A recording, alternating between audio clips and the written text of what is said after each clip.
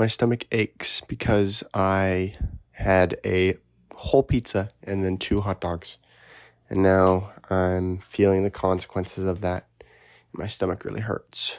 So yeah, thought I'd share Sam Nation. Today we are talking about physical media, which I feel like is kind of maybe a bit of a redundant topic because I feel like a lot of people have talked about it a lot of times in the past little bit. I feel like it's been has had a bit of a resurgence in conversation recently. But what made me personally think of this was, I got a DVD box set for my favorite TV show, not my favorite, but one of my favorite TV shows, House MD. And I just thought it was so amazing. Like physically having that was really great.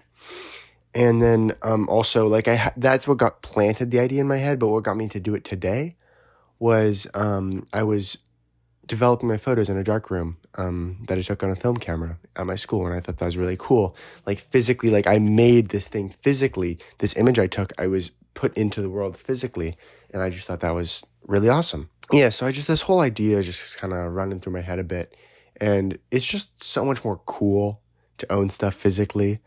Like I think about what if imagine you're like at someone's house, and then you're going through your albums on you're at someone's house and they're like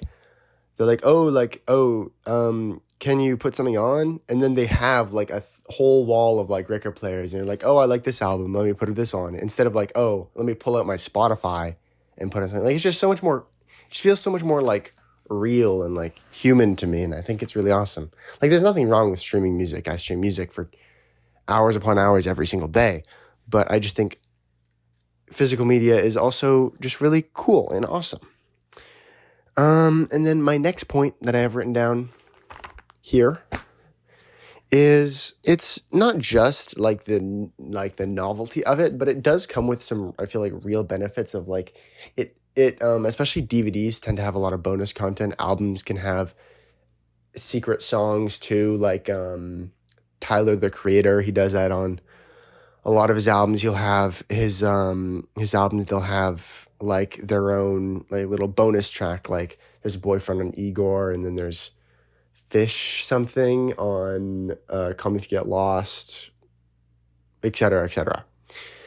And I think that's pretty cool. And I think as like a fan of, if you really love something, I think having a kind of alternate version and seeing stuff is really cool. Like House MD, this box set I got, has tons of bonus content behind the scenes, and it's just cool to see that about stuff you love. And I'm going to put my hair down, actually. I had my hair tied up all day, so now that I'm getting a big waft of like conditioner. I feel like with this like bonus content, whatever, and I feel like just owning it makes you appreciate a piece more, as it's not like altered and like algorithmized, and it just feels so raw and like what the artist had intended. Like if you buy an album on CD, I feel like that's exactly how, not like exactly how an album should be listened to, because there's nothing wrong with listening to an album on streaming services. I listen to a new album on a streaming service basically every day. But like more like it just enhances this experience where there's no drawbacks of like, oh, Spotify, but like Spotify is trying to show you other shit, or like it's on your phone. Like I know a lot of people are starting to use iPods instead of their Spotify, and just to like kind of not take away from like, so that they don't have to be on their phone as much, but they can still listen to music. And I feel like having CDs and vinyls and stuff is kind of does a similar thing in that sense. And additionally with that, like where like these big companies can't manipulate this art you love, and it's just there physically, you can hold it and no one can take it from you. I think that's amazing. Like recently there's been the whole thing with the Spotify car thing, where they put out this product and then they just decided, well, we're just shutting this whole thing down, and you can't use this physical object you bought anymore just because we say so. And I think that's so annoying, and I think that's a really good reason to go analog, because these big companies can choose to just do that to things you've purchased. And I think as a consumer, I think that's a great thing and a great power to have, where if you buy something, you can do what you want with it. And I think that should always remain that way. And that's why I don't like buying stuff digitally and all that. It's just because if I want to sell it, I can sell it. If I want to, it's cool. It's cool, isn't it? To really own something? I think so. I sound really nasally today, by the way. I sound like, okay, my brother's yelling in the background. I sound like, I feel like I sound really geeky, but whatever. But yeah, I just, additionally, it's not that expensive. Vinyls are pretty expensive. CDs, DVDs, so cheap. I got Little Miss Sunshine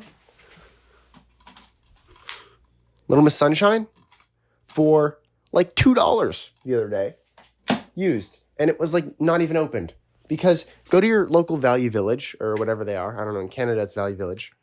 And so many $2 movies. You'll find free movies on the side of the street. You're like, oh, I remember this as a kid. Or watch it again. It's cool. It's fun. You can always, if you can just play it and then like you can sell it on Facebook Marketplace or just put it on your front lawn the next day. I don't know. But like, it's just, I feel like it's like something you should try out. I feel like it's pretty accessible as a thing. Vinyls, not so much. Vinyls can be pretty expensive if you're trying to find like you can always find like cheap vinyls of like something from like the 1930s or some shit. But generally, like you're not going to find like great vinyls for cheap. It's a lot more of a hunt. But there's great DVDs everywhere because I feel like they're very out of fashion currently. I feel like they'll come back around soon with every other kind of medium coming back around. But even CDs, you can find some stuff cheap. Like I found Pavement's Brighten the Corners at a Value Village the other day for $2. What the heck? That's awesome. Right, guys? Yeah, so I think you should really try to get into it if you haven't. I think most people, it's not a very costly thing. And I think just go to I feel like finding it secondhand is also pretty cool. And I think something you should do where I think this kind of like cycle of like, someone loved this thing, then they're like, oh, I don't love this thing anymore, and let me put it at a Value Village, and then someone else can have it and breathe new life into it, rather than it being in this digital like echo chamber of whatever. I think it's really cool when it can just kind of exist forever and be passed on over and over and over and over and over. Sorry if my brother keeps yelling in the background. I told him not to, but I think he's just gonna. What am I gonna do?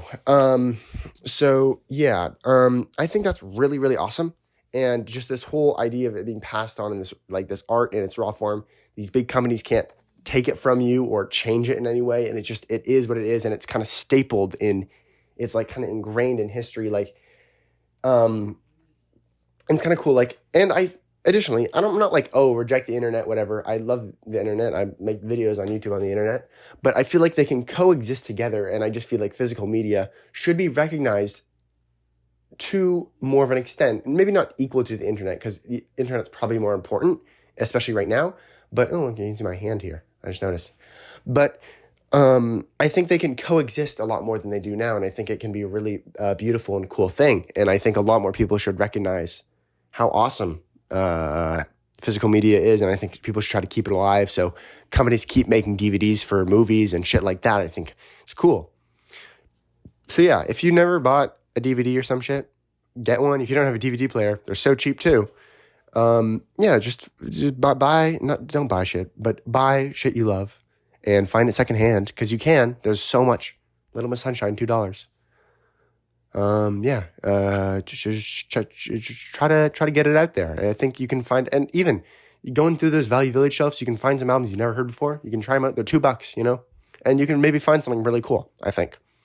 So, I don't know. I think you should really do that. I think it's very pro-art, even though you're purchasing something, especially when you get it secondhand, I feel like it's much more pro-art and pro this, it's very more pro-humanity and all this stuff, rather than, it's kind of, I feel like, going against the direction all these companies are going that I really hate, where it feels very, how digitalized everything is getting just is not really up my alley. Especially with video games. I feel like video games should always be physical. It just feels wrong to me. You want me to buy an $80 game on my Xbox and then I don't even get to sell it if I want to? What's that? And I can't buy a game used because it doesn't exist physically. I get it on Steam, whatever. But I'm not going to buy an $80 game just digitally. I'm just so stupid. I don't know. But yeah, that's all, Sam Nation. Follow me on Twitter. Subscribe to this channel. I have a video every Wednesday at 6 p.m.